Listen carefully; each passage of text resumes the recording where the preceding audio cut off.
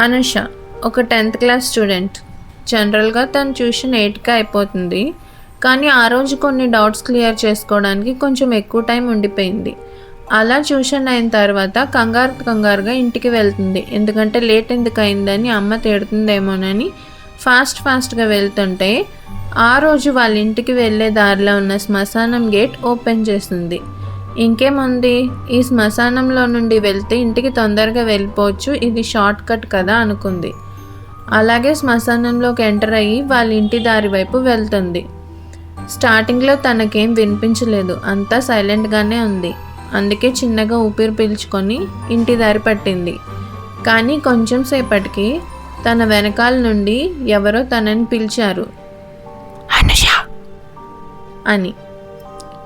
అలా అది పట్టించుకోకుండా ఇంకొంచెం ముందుకే వెళ్తుంటే ఈసారి గట్టిగా వినిపించింది తన పేరు అనూష అని.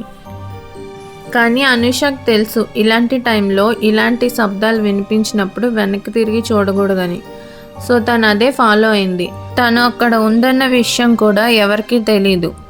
ఒకవేళ తను ఆ టైంలో అక్కడ ఏదైనా చూడకూడదు చూస్తే తన పరిస్థితి ఏంటి అన్న ఆలోచనకి అనూషకి చెమటలు పట్టేసింది.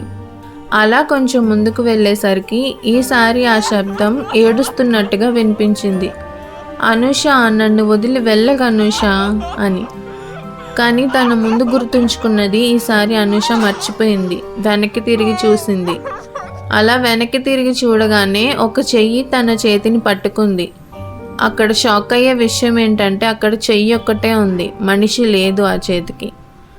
తను ఎంతగా వదిలించుకుందామని చూస్తే ఆ చెయ్యి అనుషని ఇంకా లోపలికి తీసుకెళ్ళిపోతుంది. అలా అనుష బాధపడుతూ చెయ్యి వదిలించుకుందామని చూసింది, కానీ చివరికి ఆ చెయ్యి అనుషని శ్మశానంలోనికి లాక్కెళ్ళిపోయింది.